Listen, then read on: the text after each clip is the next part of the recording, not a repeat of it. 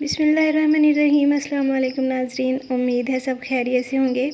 आज मैं आपके साथ शेयर करने जा रही हूँ क्रिस्पी और चटपटी फ़्राइज़ की रेसिपी, जो कि बाज़ार से बहुत बेहतर बन के तैयार होती हैं। तो उसके लिए मैंने 3 अदद आलू ले लिए हैं। मैंने 3 बड़े साइज़ के आलू लिए हैं। इनको मैंने छीलने के बाद अच्छे से वॉश कर लिया था। तो अब हम इनको काट लेंगे।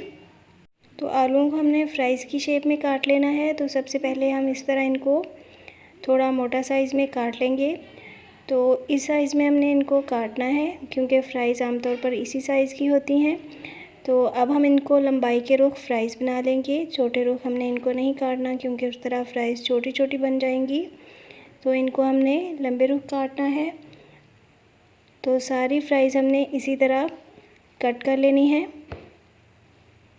तो मैंने जो आलू लिए थे वो तकरीबन 700 ग्राम थे। तो उनको हमने फ़्राइज़ में कट करके ढेर सारी फ़्राइज़ तैयार कर ली हैं। तो अब हम इनको वॉश करेंगे। उसके लिए मैंने एक बाउल ले लिया है। तो सारी फ़्राइज़ को उसमें ट्रांसफ़र कर देंगे।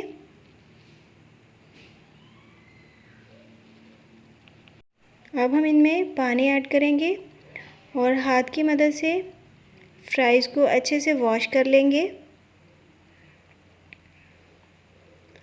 वॉश करने के बाद हमने इनको एक बड़े बर्तन में ट्रांसफ़र करना है। तो पानी से निकाल के हमने इनको एक खुले बर्तन में फैला दिया है।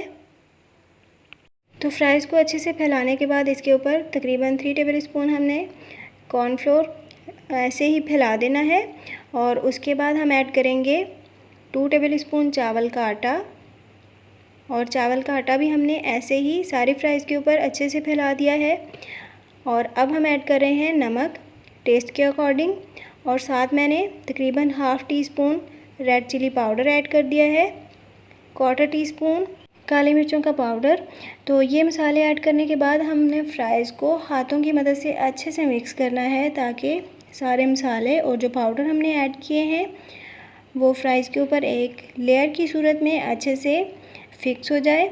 और उसके बाद हम ऐड करेंगे रेड चिली सॉस। तो मैंने 1 tablespoon red chilli sauce add कर दी है। तो सॉस ऐड करने के बाद फ़्राइज़ को हमने हाथों की मदद से दोबारा अच्छे से मिक्स करना है। इस तरह फ़्राइज़ के ऊपर थोड़ा लिक्विडी टेक्सचर आ जाएगा।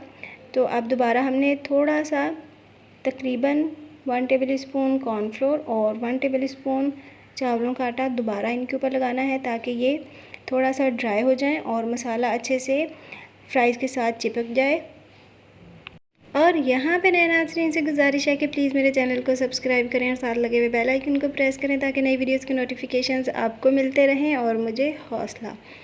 तो फ़्राइज़ हमने रेडी कर ली हैं। अब बारी आती है इनको फ्राई करने की। तो ऑयल हमने अच्छे से गर्म कर लिया है। तो फ़्राइज़ को हमने ऑयल में ऐड कर दिया है। पहले हमने ऑयल को अच्छे से गर्म किया था और उसके बाद हमने फ्लेम को मीडियम पे कर दिया है। तो फ़्राइज़ को ऑयल में डालते ही हमने नहीं छेड़ना, तकरीबन 2 मिनट के लिए कुक होने देना है, क्योंकि इस तरह उनका मसाला उतर सकता है।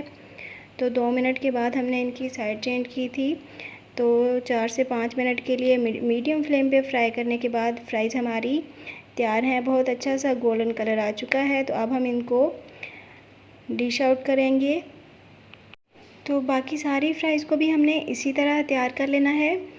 ये फ़्राइज़ बहुत मज़ेदार, चटपटी और क्रिस्पी बन के तैयार होती हैं। मुझे उम्मीद है आपको रेसिपी पसंद आई होगी, इसलिए ट्राई ज़रूर कीजिएगा और मेरी वीडियो को लाइक कर दीजिए। मुलाकात होगी अगली वीडियो में। तब तक के लिए अल्लाह हाफ़िज़।